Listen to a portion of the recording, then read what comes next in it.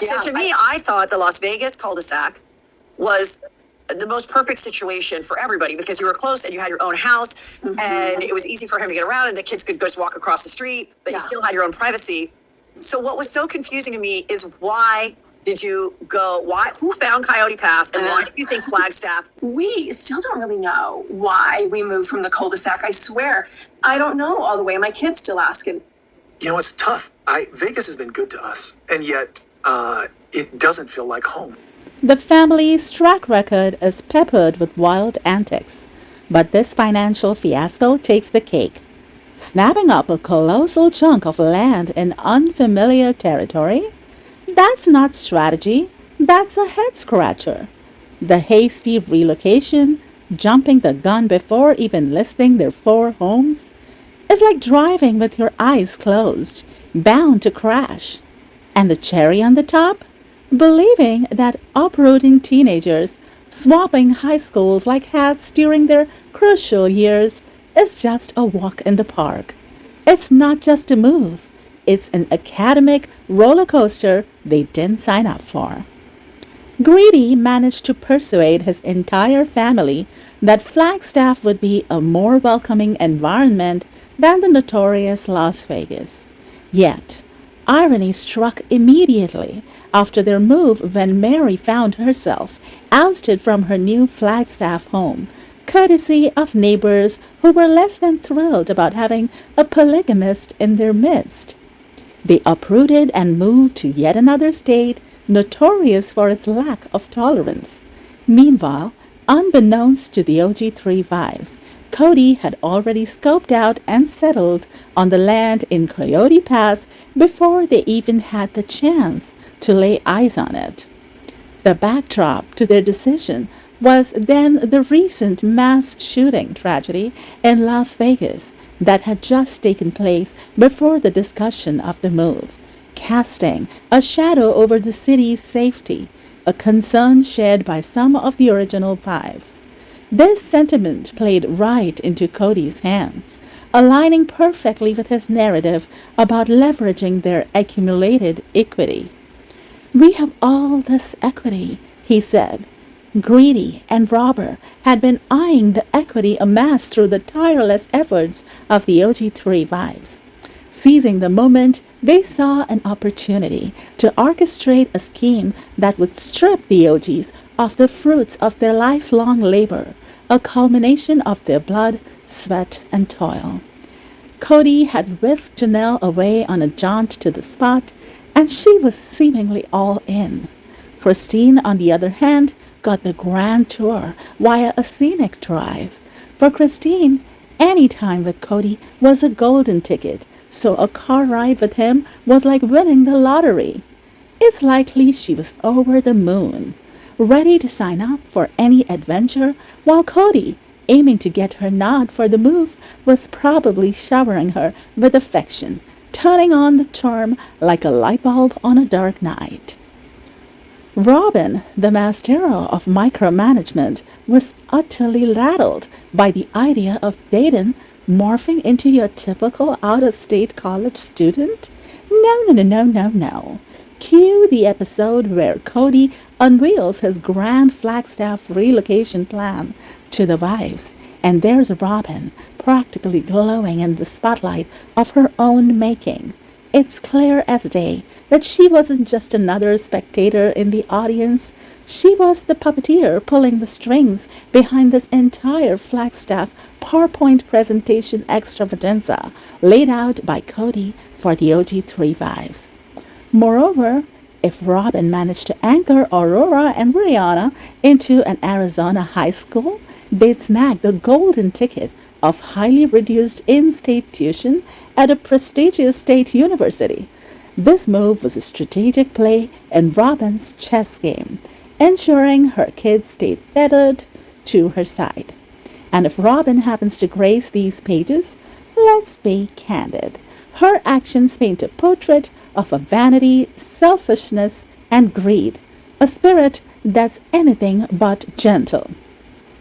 By claiming Cody for herself, sidelining the other Vibes, and then donning the mask of the woeful victim, she secured her own fate, a lifetime subscription to Cody's tempestuous moods. Wanting a reflection of where the family's harmony cracked? A glance in the mirror, a peek at the man by your side, might just reveal the epicenter of the family's seismic destruction. The whole pre-move romance scam by Greedy and Robber resembles a film that kicks off with the dramatic nosedive of an aircraft, only to rewind and unveil the backstory, the prequel. The pilot, the mechanics, air traffic crew, and flight attendants, all indulging in a wild pre-work bash, completely oblivious to the imminent end in this case, the end of the OG3's financial safety and stability. Grady's pulling the strings as usual, yet Christine remains in the dark, to this date, even in this interview, clueless about the machinations. Even Christine's own daughter, Aspen, was baffled by the move, tossing a why into the mix that left Christine grasping for a solid, persuasive response that never quite materialized. Watching that episode is off the table for me. It's a one-way ticket to Frustration City. Population is just me. I fantasize about driving through the screen and unleashing a whirlwind of fury. I'd zero in on Robin first, calling her out on her Oscar-worthy act of innocence, when we all know she's the director behind this drama. Next, I'd confront Cody, calling his bluff for playing the charmer with Mary and Christine while dancing to Robin's tune. And let's not forget Christine and Janelle. I'd urge them to trust their gut. They initially resisted for their kids' sake, only to eventually buckle under Cody's pressure yet again. Didn't alarm bells ring loud and clear when Robin mentioned Dayton's acceptance? Like, hello, are we really uprooting our lives to tag along after her son?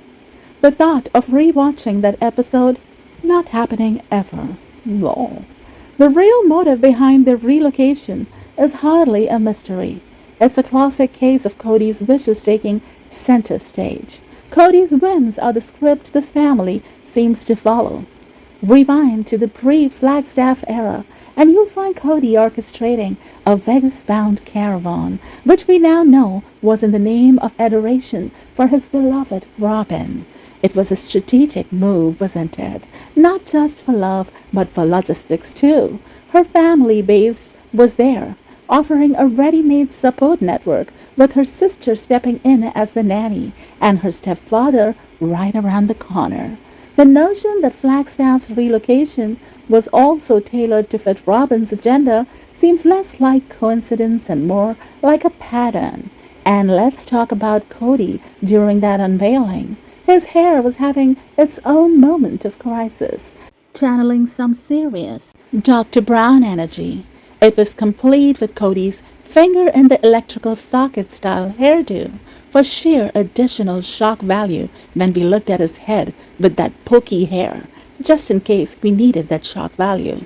Glad Robin eventually trained him with his locks to audition for the horror flick dubbed Struggling Curls, Tangles of Terror. The whole hairdo Cody currently has is startling, rivaling even all classic horror movies. Flagstaff's calling card was definitely Dayton-centric.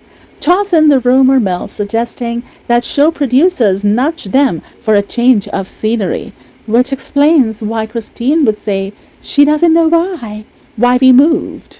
Fearing the cul-de-sac saga was turning into a yawn fest, though the script's authenticity is up for debate. Cody, meanwhile, was likely orchestrating his own show backstage, pulling rank on Christine and Janelle with the authority we rarely glimpse on screen. By the time Mary's chapter came around, Cody's interest had waned, leaving her to navigate his indifference. In this family's tableau, Cody might wear the captain's cap, but it's Robin who's subtly steering the ship.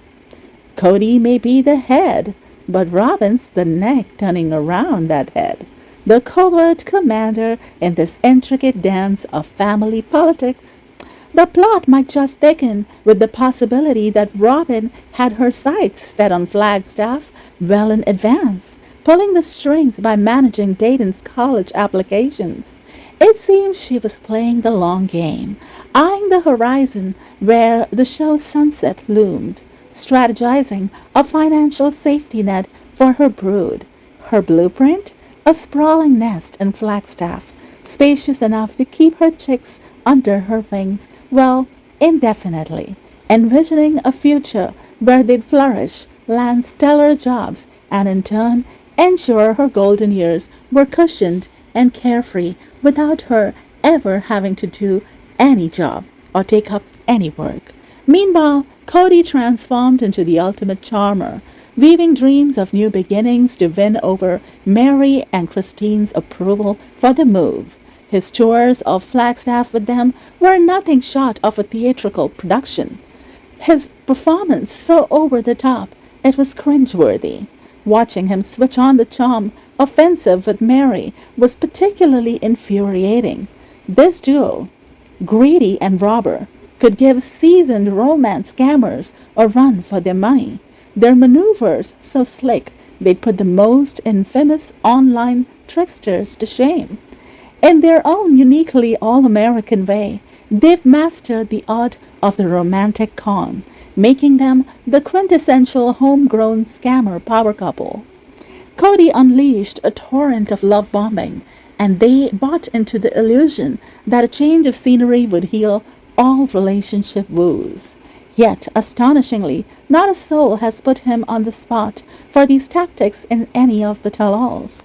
Rewatching that episode was a trial. I had to take a breather during those intensely manipulative moments. While I'm not exactly waving pom-poms for Mary, her tendency to treat her feelings as the final verdict with no room for self-reflection often leaves me shaking my head. But witnessing Cody's emotional chess game, seeing Mary latch on to a glimmer of hope, it's a gut-wrenching spectacle. That's all from me today, everyone. Talk to you another time on another video. Peace out.